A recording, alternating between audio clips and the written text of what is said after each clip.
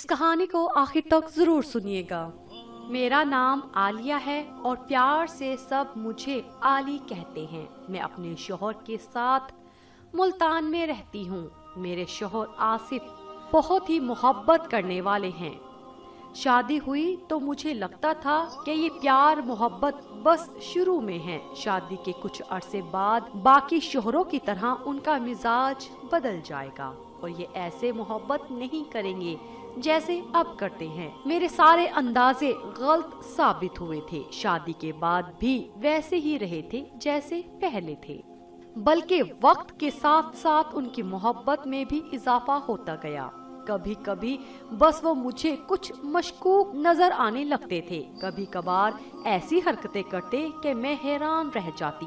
ان کو پیروں اور مزاروں پر بڑا یقین تھا اور اسی کے حساب سے کبھی لیمو اور کبھی کیا مجھے نہیں معلوم کہ کیا کیا لاتے تھے اور کہیں دبا دیتے۔ ایک دو بار میں نے پوچھنے کی بہت کوشش کی تو غصے سے ڈانٹ دیا۔ اس کے بعد میں نے ان سے پوچھنا ہی چھوڑ دیا اور اپنے کاموں میں ہی لگی رہتی، لیکن یہ سوچ کر کہ وہ بہت اچھے اور محبت کرنے والے شوہر ثابت ہوئے ہیں تو ان کی ہر بات میرے لیے حرف آخر ہوتی تھی۔ اسی طرح ہماری شادی کو 5 سال گزر گئے۔ ان کی طرف سے تو کبھی مجھے مایوسی نہیں ہوئی تھی۔ ان کی محبت ابھی بھی ویسی ہی تھی جیسی پہلے، لیکن اب میں پریشان رہنے لگی تھی کیونکہ شادی شدہ زندگی کے ان سال میں اگر کہیں کوئی کمی رہی تھی تو وہ میری طرف سے تھی کہ میں ان کو اولاد نہیں دے پائی، اور یہ سب باتیں مجھے اندر ہی اندر کھائے جاتی تھی۔ میں جب بھی آس پڑوس میں نئی شادی کے بعد دلہنوں کو ماں بنتے ہوئے دیکھتی تو دل میں ہوک سی اٹھتی تھی۔ ان کے چھوٹے چھوٹے بچے جب شرارتیں کرتے تو ان کو دیکھ کر ہنس پڑتی اور ہنستے ہنستے میری آنکھوں سے اشک بہنے لگتے تو کھڑکی کا پردہ گرا کر بیڈ پر بیٹھ جاتی۔ لیکن ان سب چیزوں کے باوجود میں نے اللہ پر توکل رکھا ہوا تھا۔ نماز، روزہ اور اپنی حیثیت کے حساب سے زکوٰۃ بھی دے دیا کرتی۔ ابھی وضو بناتے اپنے اللہ کے حضور حاضر ہوئی تھی۔ اے اللہ، تو تو بے نیاز ہے، سب کو دینے والا، سب کو نوازنے والا، مجھے بھی اپنی رحمت سے نواز دے، میری بھی جھولی بھر دے۔ دعا مانگتے وہیں روتے روتے سو گئی۔ آصف کب گھر آئے مجھے معلوم ہی نہ ہو سکا۔ مغرب کے وقت میری آنکھ کھلی تھی۔ میرے شوہر مجھے دیکھ کر مسکرائے اور بتایا کہ آج وہ شاہ صاحب کی مزار پر جا رہے ہیں تو نماز کے بعد ان کے کپڑے نکال کے رکھ دو۔ وہ جب بھی مزار پر جاتے تو اگلے دن ہی واپسی ہوتی تھی۔ ان کو کپڑے دینے کے بعد میں باورچی خانے میں آ گئی۔ کھانا گرم کرتے ان کو کھلا کر روانہ کر دیا اور سوچوں کے بھور میں ایک بار پھر سے قید ہوتے نیند آئی تو سو گئی۔ اگلے دن اٹھ کر معمول کے حساب سے کام کرنے کے بعد آصف کا انتظار کرنے لگی کہ وہ آئیں تو پتہ چل سکے کہ کل اتنی جلدی میں جانے کی کیا وجہ رہی ہے۔ مجھے زیادہ انتظار نہیں کرنا پڑا تھا۔ جب دروازے کی گھنٹی بجی مجھے معلوم ہو گیا تھا کہ آصف آ گئے ہیں تو خوشی خوشی دروازہ کھولا، لیکن وہ اندر آتے ہی مجھے اپنے ساتھ لیتے کمرے میں آ گئے تھے اور اس بات کو رازداری میں رکھنا۔ انہوں نے مجھ سے کہا شاہ صاحب کے مزار سے سرخ کپڑا لایا ہوں اور بولے اس کو سونگھ کر اپنے تکیے کے نیچے رکھ دیا کرو، ایسا کرنے سے تمہیں جلد ایک خوشخبری ملے گی۔ میں حیران تو ہوئی تھی لیکن اب ان کے یقین پر یقین کرنے کا دل کر رہا تھا۔ میں نے بھی حامی بھر لی اور یوں رات میں دل میں امید کرتی کہ اب تو کچھ ہو ہی جائے گا۔ خوشی خوشی وہ کپڑا سونگھ کے تکیے کے نیچے رکھ دیا۔ جب صبح اٹھی تو تکیے تلے ڈھیروں پیسے دیکھ کر حیران رہ گئی۔ شوہر سے اس بات کا ذکر کیا تو اس نے یہی کہا ابھی تو شروعات ہے، آگے دیکھتی جاؤ اور کیا کیا معجزے ہوتے ہیں۔ اس بار میں کچھ خاص کروا کر لایا ہوں، لیکن ایک بات یاد رکھنا، تم نے اس کو تکیے کے نیچے رکھنا اور صبح سے پہلے تکیہ نہیں اٹھانا اور نہ ہی اس کے بارے میں کسی سے بھی کسی قسم کا ذکر کرنا ہے۔ پیسے دیکھتے ہی مجھے بھی یقین ہو چلا تھا کہ اب تو پکا میں خوش رہوں گی اور شوہر بھی خوش ہو جائیں گے۔ اس پختہ ارادے پر میں نے بھی حامی بھر لی تھی۔ پھر روز ایسا ہوتا، میں روز رات کو وہ سرخ کپڑا سونگھ کر تکیے کے نیچے رکھ کر سو جاتی اور صبح اٹھ کر دیکھتی تو خوشی کی انتہا نہ ہوتی۔ اب تو یہ سلسلہ ہی چل پڑا تھا۔ اب میرا یقین پختہ سے پختہ تر ہوتا جا رہا تھا۔ आज सुबह आसिफ के जाने के बाद ही मेरी पड़ोसन घर आ गई थी। अस्मा बाजी, आज तो बहुत दिनों के बाद चक्कर लगाया है आपने, आ जाया करे, मैं भी दिन भर घर में बोर हो जाती हूँ। मैंने खुश दिली से उनको मुखातिब किया। आप बताएं आप कैसी हैं? मुझे क्या होना है, आपके सामने ही हूँ। पानी का गिलास इनको थमाते मुस्कुराते हुए मैंने जवाब दिया था, मैं देख रही हूँ कुछ अरसे से खुश रहने लगी हो, कोई खुशखबरी है क्या? मुझे लगा तुमने तो पराया कर दिया, बताया नहीं, मैं ही पूछ लूं, और अगर है तो मुबारकबाद भी दे दूं। नहीं बाजी, कोई बात नहीं है, आपको गलतफहमी हुई है। ऐसे कैसे गलतफहमी हुई है? अगर खुशखबरी नहीं है तो तुम्हारा चेहरा आजकल इतना खिला खिला कैसे है, और रहती भी इतनी तैयार होकर हो, कहीं अलादीन का चिराग तो नहीं हाथ लग गया?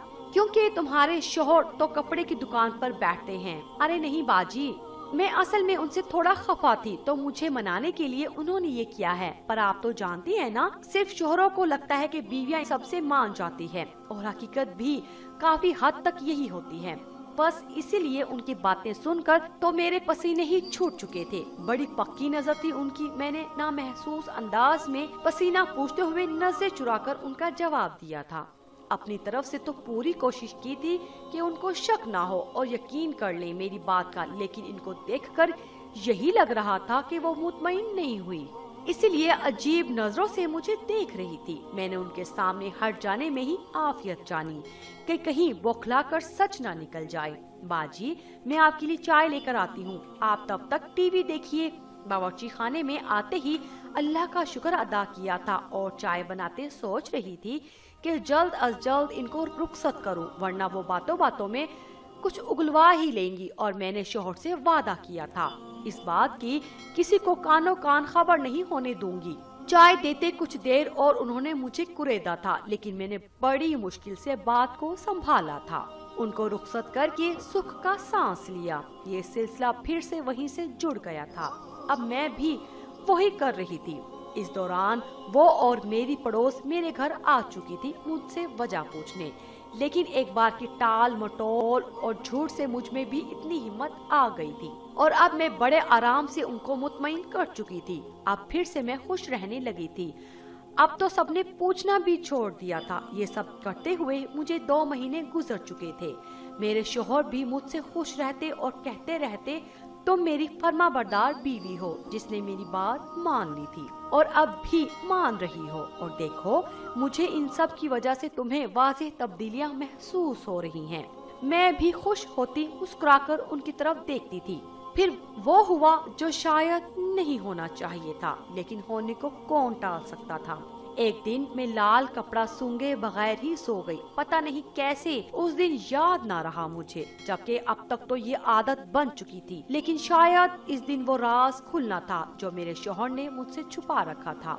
मैं सो तो गई थी और जो ही आधी रात को अचानक प्यास से मेरी आंख खुली तो तकिए के नीचे हरकत सी महसूस हुई।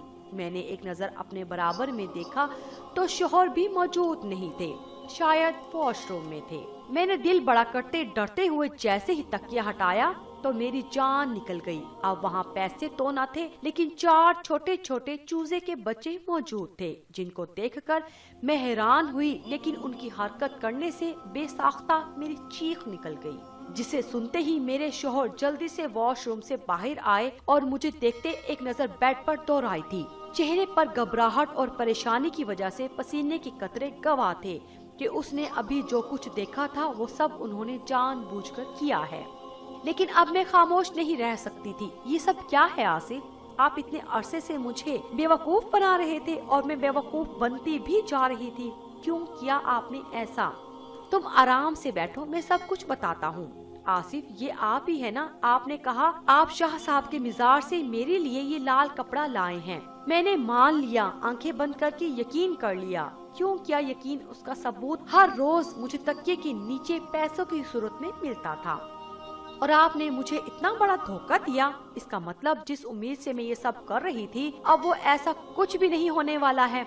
आपने झूठ बोला था। आप ऐसा कैसे कर सकते हैं मेरे साथ? वो चिल्लाते हुए और रोते हुए आसिफ से सवाल कर रही थी और खुद उसके जवाब देती रो भी रही थी, जब आसिफ ने उसे यकदम से गले लगाया था और उसकी पीठ थपथपाते हुए उसे नॉर्मल किया और उसे अपनी तरफ मतवज्जा किया।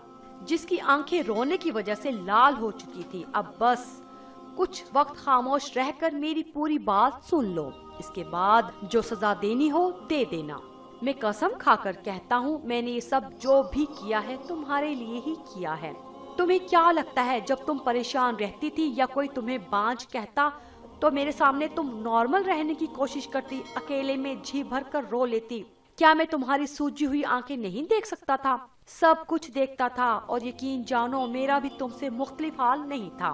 तुम्हें देखकर मुझे भी तकलीफ होती थी। बेशक मुझे औलाद की ख्वाहिश थी, लेकिन मुझे सबसे ज्यादा मोहब्बत तुमसे थी। मैं तुम्हें परेशान नहीं देख सकता था, इसलिए मैं भी परेशान रहता। और तभी मेरे साथ दुकान पर मौजूद काशिफ ने मेरी परेशानी भांप ली थी, और वो मुझसे रोज पूछता, मैं टाल देता। लेकिन एक दिन जब बर्दाश्त ना हुआ तो उसे सब कुछ बता दिया। जब उसने सारी बात सुनी तो मुझे एक मशवरा दिया, लेकिन साथ ही कहा कि एक बार जाकर मैं डॉक्टर से भी बात कर लूं, उनसे भी मशवरा ले लूं।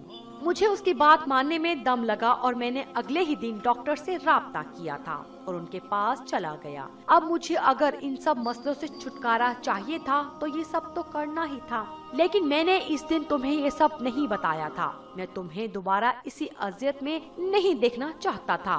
मुझे पता था कि जब तुम वापस आओगी तो डॉक्टर की सारी बातों को मनफी सोच से देखोगी और एक बार फिर खुद से और मुझसे नजरें चुराने लगोगी। इसलिए मैं अकेले ही उनके पास चला गया।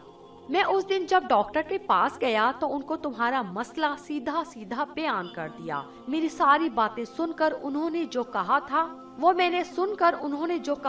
वो मैं खामोशी से सुनता रहा था।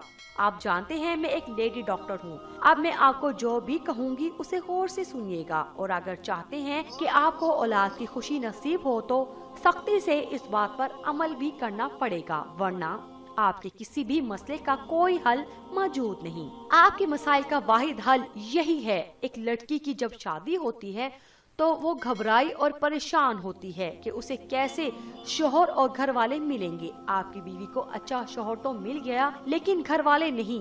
आप अकेले रहते हैं, आपके आगे पीछे कोई भी नहीं है। आप काम पर चले जाते हैं, पीछे आपकी बीवी दिन भर या तो काम करती है या फिर अगर मोहल्ले से कोई खातून आ गई तो उनकी खातिरदारी करने के साथ साथ उनके तंज और औलाद ना होने की वजह वो खुद है या उसमें ही खराबी है।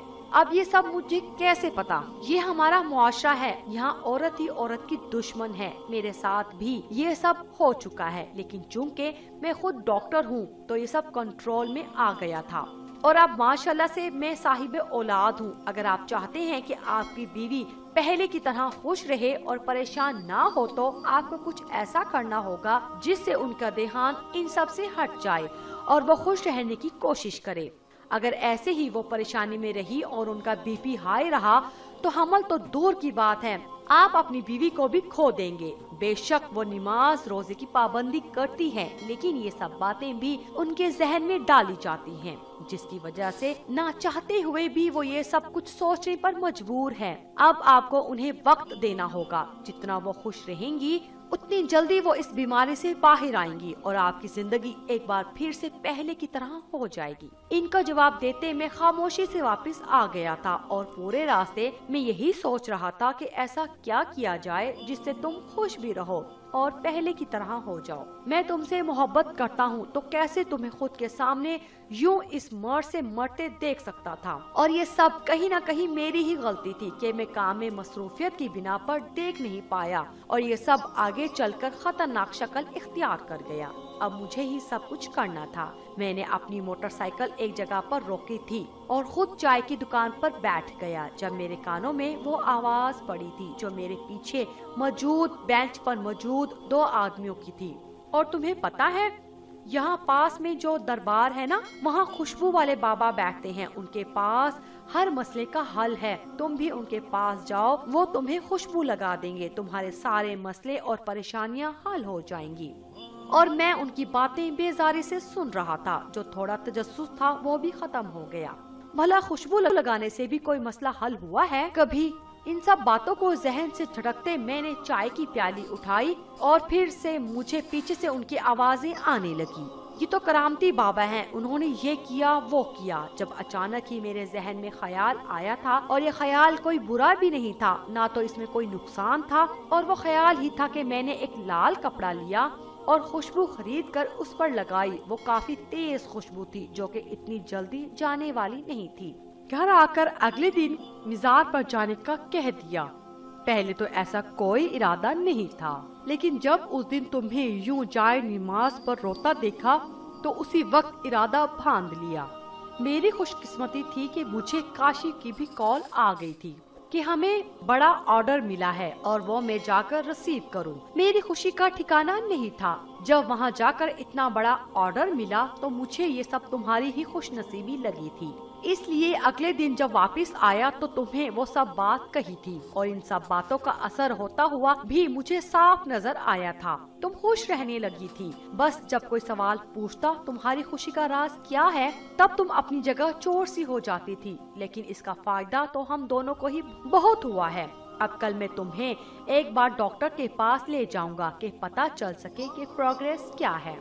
اب پلیز مجھے معاف کر دو، یہ سب واقعی کرنا غلط تھا، لیکن میرے پاس کوئی اور چارہ بھی نہیں تھا۔ پیسے میں خود رکھتا تھا تاکہ تم بہل جاؤ، اور وہ پیسے بھی اپنی کمائی ہی تھی، اور یہ چوزے تو میں نعمان کے لیے لایا تھا، کب سے چھپا کر رکھے تھے، اور یہ پتہ نہیں کیسے یہاں آ گئے۔ میں نے ابھی یہ پکڑے ہی تھے جب تم میں ہلچل محسوس ہوئی تو جلد بازی میں تمہارے تکیے کے نیچے ہی رکھ کر خود جلدی سے واش روم چلا گیا، اور بس یہیں پر پکڑ بھی ہو گئی۔ پہلے پہل تو مجھے لگا کہ آپ بھی باقیوں کی طرح جادو ٹونے کے چکر میں پڑ گئے ہیں، لیکن سوچ کو غلط ثابت کر دیا۔ عالیہ نے نیم آنکھوں سے مسکرا کر اپنے اتنے محبت کرنے والے شوہر کی طرف دیکھا، جس نے یہ سب صرف اور صرف اپنی شریک حیات کو خوش رکھنے کے لیے کیا تھا، اور وہ کامیاب بھی ہو گیا تھا۔ اگلے دن جب ڈاکٹر کو دکھایا تو وہ بھی حیران تھی اور خوش بھی، اور جو خوشخبری ان کو 5 سال میں نہیں ملی تھی وہ اب اس کے شوہر کی ذہانت کی وجہ سے مل گئی تھی۔ ان کی زندگی مکمل ہو گئی تھی۔ ضروری نہیں ہے کہ ہم ہر بار پیروں فقیروں کے اوپر یقین رکھیں یا جادو ٹونے کے چکر میں پڑ جائیں، اس کی وجہ سے کبھی کبھی بہت بھاری نقصان بھی اٹھانا پڑ جاتا ہے۔ دماغ کا صحیح وقت پر استعمال بھی کبھی کبھی وہ کام کروا جاتا ہے جو عام طور پر ہم لاکھ کوششوں سے بھی نہیں کر پاتے۔ بات صرف ذہانت کی ہے، جس کا آصف نے بر وقت استعمال کیا، اور واقعی یہ تعریف کے قابل تھا۔